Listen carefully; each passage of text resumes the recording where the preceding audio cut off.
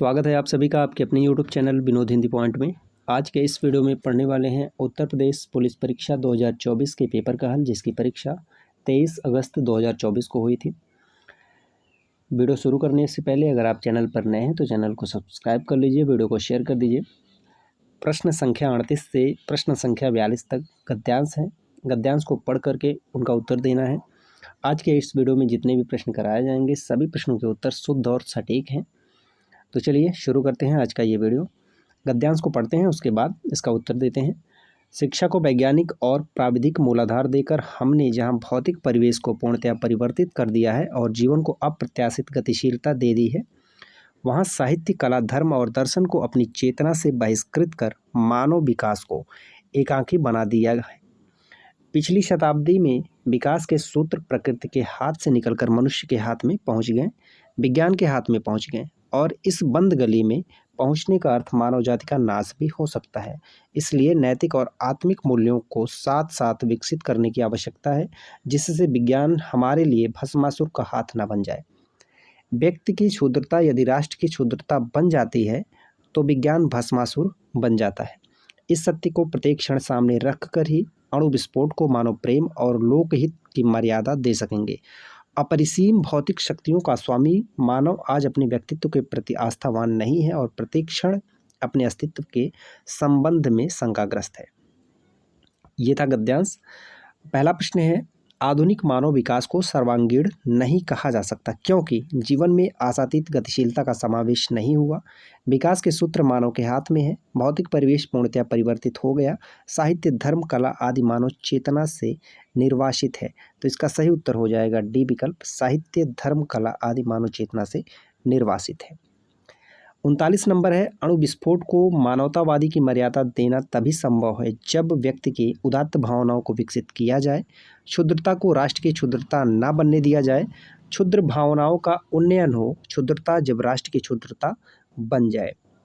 इसलिए नैतिक और आत्मिक मूल्यों को साथ साथ विकसित करने की आवश्यकता है, जिससे विज्ञान हमारे लिए भस्मासुर का हाथ न बन जाए। व्यक्ति की क्षुद्रता यदि राष्ट्र की क्षुद्रता बन जाती है तो इसका सही उत्तर हो जाएगा बी विकल्प, क्षुद्रता को राष्ट्र की क्षुद्रता ना बनने दिया जाए। प्रश्न में पूछा गया है, अणु विस्फोट को मानवतावादी की मर्यादा देना तभी संभव है जब व्यक्ति की क्षुद्रता को राष्ट्र की क्षुद्रता ना बनने दिया जाए। बी विकल्प सही होगा। 40 नंबर है, आज का मानव अपने व्यक्तित्व और अस्तित्व के प्रति इसलिए शंकालु है क्योंकि उसका आत्मविश्वास लुप्त होता जा रहा है।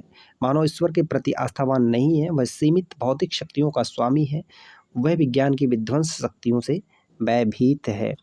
आज का मानव अपने व्यक्तित्व और अस्तित्व के प्रति इसलिए शंकालु है क्योंकि वह सीमित भौतिक शक्तियों का स्वामी है। सी विकल्प सही होगा। हमारी विज्ञानाधारित शिक्षा की सर्वाधिक महत्वपूर्ण देन है गतिशील जीवन का प्रत्यावर्तन, जीवन का अपरिसीम भौतिक विकास, जीवन का सर्वांगीण विकास, जीवन का एकांगी विकास।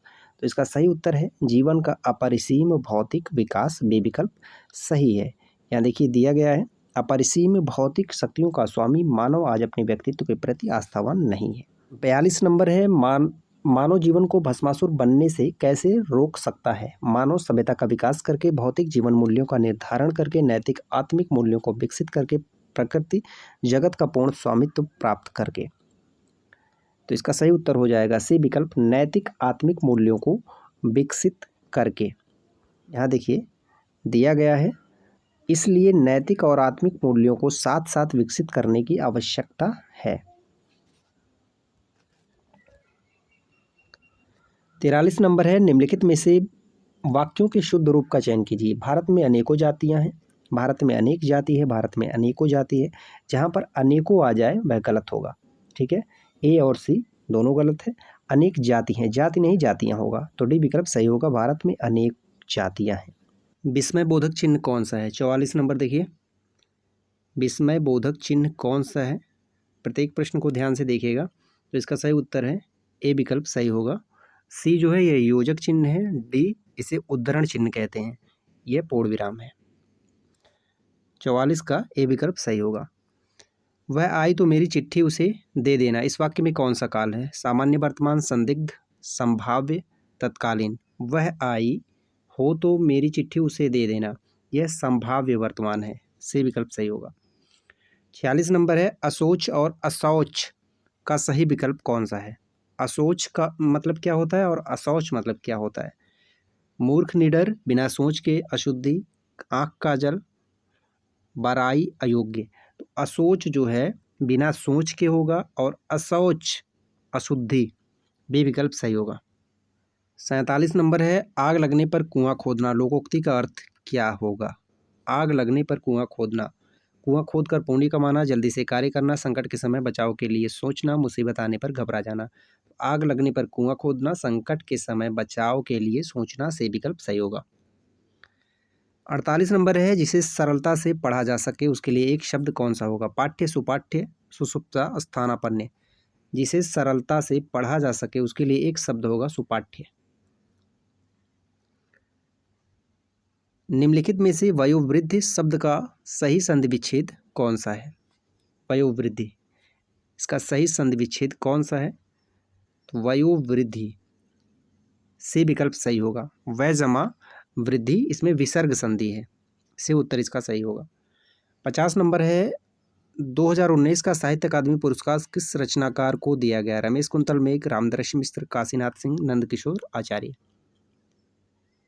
2019 का पूछा गया है साहित्य अकादमी पुरस्कार, तो इसका सही उत्तर हो जाएगा नंदकिशोर आचार्य। ये बिल्कुल सही उत्तर है, डी विकल्प सही होगा। नंदकिशोर आचार्य को 2019 में साहित्य अकादमी पुरस्कार दिया गया था। देश प्रेम में कौन सा समास है? बहुब्रीहि, अव्ययी भाव, तत्पुरुष, द्विगु। देश प्रेम, देश के लिए प्रेम, तो इसमें हो जाएगा तत्पुरुष समास। देशभक्ति, कन्यादान, देश प्रेम, इन सब में तत्पुरुष समास है। जुबान पर लगाम न होना का अर्थ क्या है? सर्वत्र अपनी वाग्मिता दिखाना, स्पष्टवादी होना, अनावश्यक रूप से अस्पष्टवादी होना, सदैव कठोर वचन कहना। जुबान पर लगाम न होना यानी अनावश्यक रूप से अस्पष्टवादी होना, ठीक है। कहते हैं ना, जुबान पर कोई लगाम नहीं है, जो मन में आए वो कह देना। निम्नलिखित में से कौन सा अमृत शब्द का पर्यायवाची शब्द नहीं है? अमृत, तो अमृत का पर्यायवाची शब्द हो जाएगा अमीय, गरल, सुधा, सोम, ये सभी है। क्षीर जो है ये अमृत का पर्यायवाची नहीं है, से विकल्प गलत है। कौन सा वर्ण दंत नहीं है? टा, ता, धा, ना। दंत पूछा गया है, कौन सा दंत नहीं है? तो इसका सही उत्तर है टा, ए विकल्प सही होगा। ता, था, दा, धा, ये सभी दंत हैं। निम्नलिखित में से कौन सा शब्द उपसर्ग नहीं है? ओढ़ना, अपवाद, पराजय, प्रभाव। उपसर्ग नहीं है, अपवाद में अप उपसर्ग है, पराजय में परा उपसर्ग है, प्रभाव में प्र उपसर्ग, ओढ़ना में उपसर्ग नहीं है, ये विकल्प सही होगा। समास का शाब्दिक अर्थ क्या है? विच्छेद, संक्षिप्त, विस्तृत, विग्रह। समास का शाब्दिक अर्थ हो जाएगा संक्षिप्त। 57 नंबर है, किस वाक्य में अच्छा शब्द का प्रयोग विशेषण के रूप में हुआ है? अच्छा है वह अभी आ जाए, तुमने अच्छा किया जो आ गए, यह स्थान बहुत अच्छा है, अच्छा तुम घर जाओ। तो विशेषण का प्रयोग किस में हुआ है? से विकल्प सही होगा, यह स्थान बहुत अच्छा है। बहुत जहाँ पर आ जाए वहाँ पर प्रविशेषण होगा।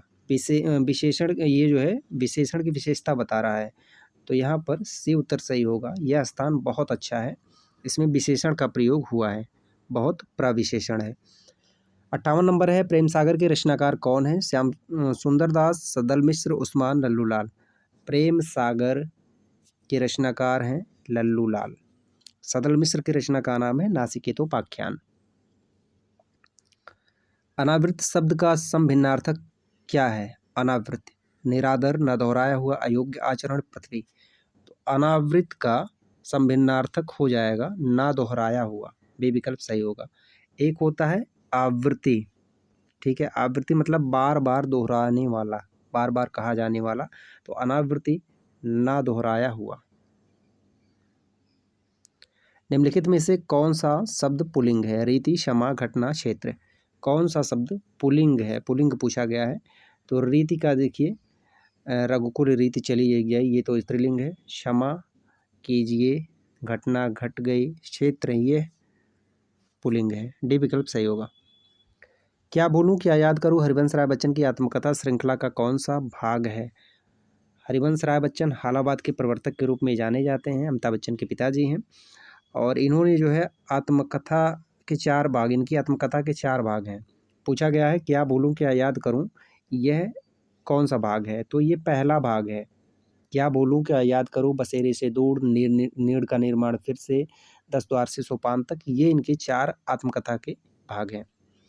62 नंबर है हिंदी भाषा के लिए साहित्य अकादमी पुरस्कार के प्रथम विजेता कौन है? विष्णु डे, हरिवंश राय बच्चन, सुमित्रा नंदन पंत, माखनलाल चतुर्वेदी। हिंदी भाषा साहित्य अकादमी पुरस्कार के प्रथम विजेता है माखनलाल चतुर्वेदी। इनकी रचना हित तरंगड़ी के लिए इन्हें जो है साहित्य अकादमी पुरस्कार दिया गया था। 63 नंबर है सदा एक वचन में प्रयुक्त होने वाले शब्दों को चुनिए। प्राण, बाल, होंश, लोग, हस्ताक्षर, जनता, वर्षा, जनता। एक वचन में प्रयुक्त होने वाले शब्दों को चुनिए। प्राण जो है ये हमेशा बहुवचन में प्रयोग होता है, होंश भी बहुवचन में होता है, लोग भी, हस्ताक्षर भी बहुवचन में होता है, वर्षा और जनता ये दोनों जो है एक वचन में प्रयोग किए जाते हैं। डी विकल्प सही होगा। राजा शब्द के लिए पर्यायवाची शब्द चुनिए। लंकेश, रघुवीर, नरेंद्र, गोविंद। राजा का पर्यायवाची हो जाएगा नरेंद्र। नृप भी होगा, महाराजा भी होगा, सुल्तान भी, भूप, सम्राट, ये सभी राजा के पर्यायवाची शब्द हैं। 64 नंबर देखिए, निम्नलिखित में से मूक का अनेकार्थक शब्द कौन सा नहीं है? मूक, मूक का विलोम हो जाएगा वाचाल, तो इसका अनेकार्थक शब्द कौन सा नहीं है? विवश, गूंगा, चुप, शांत। तो विवश जो है यह नहीं है, गूंगा भी है, चुप भी है, शांत भी है, ये तीनों मूक के अनेकार्थक शब्द हैं। निजवाचक सर्वनाम का प्रयोग किस वाक्य में हुआ है? आप भला तो जग भला, यह मेरी निजी पुस्तक है, आज अपनापन कहाँ है, अपनों से क्या छिपाना। निजवाचक सर्वनाम आप, स्वयं, ये सभी निजवाचक सर्वनाम के वाचक शब्द हैं। तो आप भला तो जग भला, ए विकल्प सही होगा। 67 नंबर है किसी एक में ही आस्था रखने वाला वाक्यांश के लिए एक शब्द बताइए। अनिकेत, अनुत्तीर्ण, अनुमोदन, अनन्य। किसी एक में आस्था रखने वाला, उसके लिए क्या होगा? अनन्य, डी विकल्प सही होगा। 68 नंबर है निम्नलिखित शब्दों में से प्रयुक्त प्रत्यय किस विकल्प में ठीक ठीक प्रदर्शित किए गए हैं? शब्द हैं धमाका, लड़ाकू, उड़ाक, छिलका। धमाका में आका प्रत्यय है, आका, यानी डी विकल्प सही होगा। लड़ाकू में आकू, उड़ाक में आक, छिलका में का प्रत्यय, डी विकल्प इसका सही होगा। 69 नंबर है शुद्ध वाक्य का चयन कीजिए। साहब ने कहा है कि किसी को अंदर ना जाने दिया जाए। इस समय मोहन की आयु 20 वर्ष है, वे चाहे भले ही ना आए पर तुम्हें आना होगा। मध्यकालीन युग में कलाओं की बहुत उन्नति हुई है। बी विकल्प तो बिल्कुल गलत है। मोहन की आयु 20 वर्ष है, यहाँ आयु और वर्ष दोनों दिया गया है। वे चाहे भले ही ना आए पर तुम्हें आना होगा, ये भी गलत है। साहब ने कहा कि किसी को अंदर ना जाने दिया जाए। मध्यकालीन युग में कलाओं की बहुत उन्नति हुई है, तो इसमें डी विकल्प सही होना चाहिए। 70 नंबर है एक और अजगरहि लखी, एक और मृगराय, बिकल बटोही, बीच ही परियो मूर्छा खाए। इस पंक्ति में कौन सा रस है?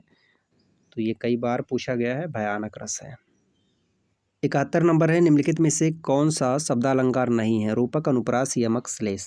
शब्दालंकार नहीं है, तो रूपक जो है यह अर्थालंकार है। अर्थालंकार में रूपक अलंकार और संदेह अलंकार, अतिशयोक्ति अलंकार, उत्प्रेक्षा अलंकार, ये सभी आते हैं। शब्दालंकार में अनुप्रास, यमक, श्लेष। 72 नंबर है जब दो व्यंजन एक साथ मिलते हैं तो उन्हें क्या कहते हैं? महाप्राण, अल्पप्राण, संयुक्त व्यंजन, अंतस्थ। जब दो व्यंजन एक साथ मिलते हैं तो उन्हें कहते हैं संयुक्त व्यंजन। अगम, आगम शब्द युग्म का सही अर्थ क्या होगा? अगम का क्या अर्थ होगा और आगम का क्या अर्थ होगा? स्वानुभूत, अनजान, दुर्लभ उत्पत्ति, शास्त्र, शास्त्री, उत्पत्ति दुर्लभ। तो इसमें अगम, अगम का अर्थ हो जाएगा दुर्लभ, आगम का हो जाएगा उत्पत्ति। बी विकल्प सही होगा। मैंने आम खा लिया वाक्य में प्रयुक्त काल कौन सा है? पूर्ण भूतकाल, आसन्न भूतकाल, अपूर्ण भूतकाल, सामान्य भूतकाल। मैंने आम खा लिया, तो ये आसन्न भूतकाल है, बी विकल्प सही है। आज की वीडियो में हमने पढ़ा उत्तर प्रदेश पुलिस कांस्टेबल परीक्षा 2024 23 अगस्त के पेपर का हल। वीडियो से संबंधित आपका कोई सुझाव हो तो आप कमेंट करके ज़रूर बताएं। मिलते हैं अगले वीडियो में कुछ नए प्रश्नों के साथ, तब तक के लिए नमस्कार।